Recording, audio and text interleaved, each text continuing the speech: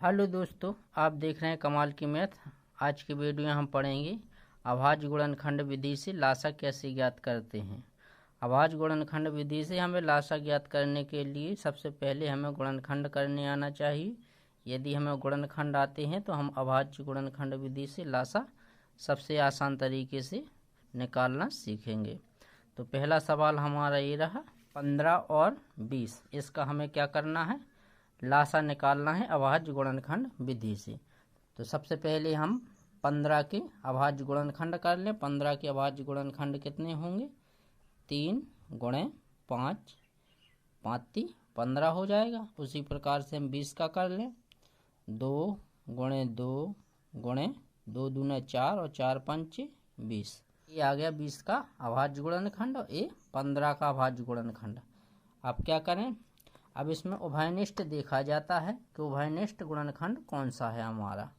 तो उभयनिष्ठ गुणनखंड देखो ये 5 है। उभयनिष्ठ का मतलब होता है जो दोनों में हो, ठीक। तो उभयनिष्ठ गुणनखंड हमारा 5 है। अब लासा कैसे निकालते, लासा में सबसे पहले हम उभयनिष्ठ गुणनखंड को लिखेंगे। तो उभयनिष्ठ गुणनखंड हमारा कितना है, 5 है। और इसके बाद बाकी सब गुणनखंडों को लिखेंगे। उभयनिष्ठ हमने 5 लिख दिया, बाकी हमारा देखो 3 बचा और 2 और 2। तो इसको हम और लिखेंगे। तो हमने 3 लिखा और 2 और गुणा 2। अब इनका क्या करें, हम गुणा कर लें तो हमारा लासा आ जाएगा। 2 दूना 4 और 4 ती 12 और 12 पंचे 60। तो लासा कितना आया इसका, 60 आया। यानी कि 15 और 20 का लासा 60 आया। लासा का मतलब होता है वह छोटी से छोटी संख्या जो दी गई संख्याओं से पूर्णतः विभाजित हो। तो हमारी छोटी से छोटी संख्या 60 वह संख्या है जो 15 और 20 से पूर्णतः विभाजित है। अगला सवाल है हमारा 8, 12 और 30। इसके करने हमें गुणनखंड और फिर निकालना है इनका लासा।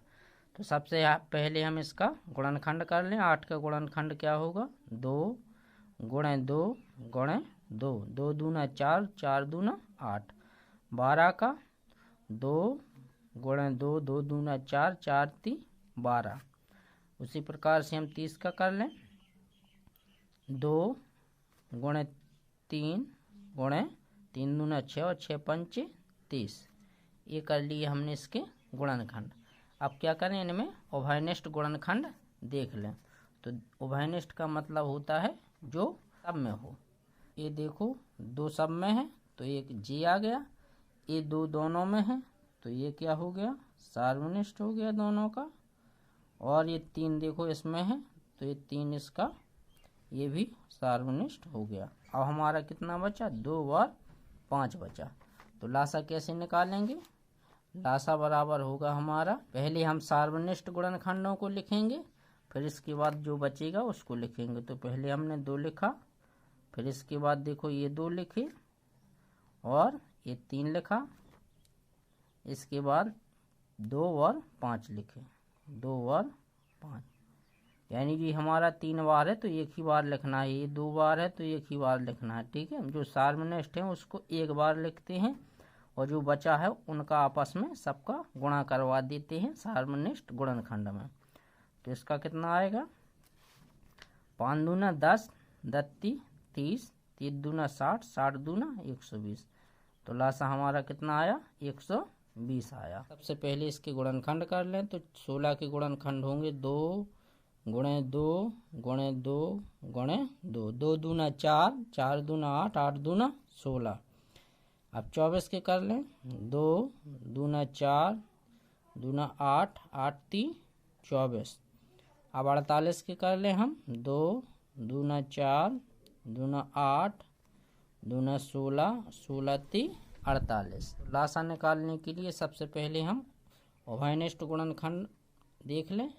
ये देखो सब में है तो ये 2 आएगा एक बार, ये 2 सब में है तो 1 2 ये आएगा एक बार, और ये 2 भी क्या है, सब में है तो एक बार ये आएगा, और ये 3 दोनों में है तो ये भी एक बार आएगा, ठीक।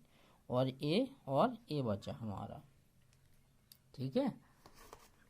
तो देखो लासा कितना होगा इसका, लासा बराबर 2 गुणे 2, इन दो में से एक 2, इनका 2 और इनका भी एक 2, और देखो इनका 3 का ये जोड़ा बन रहा है तो ये 3 आया, और 1 2 इन दोनों में से, ठीक है।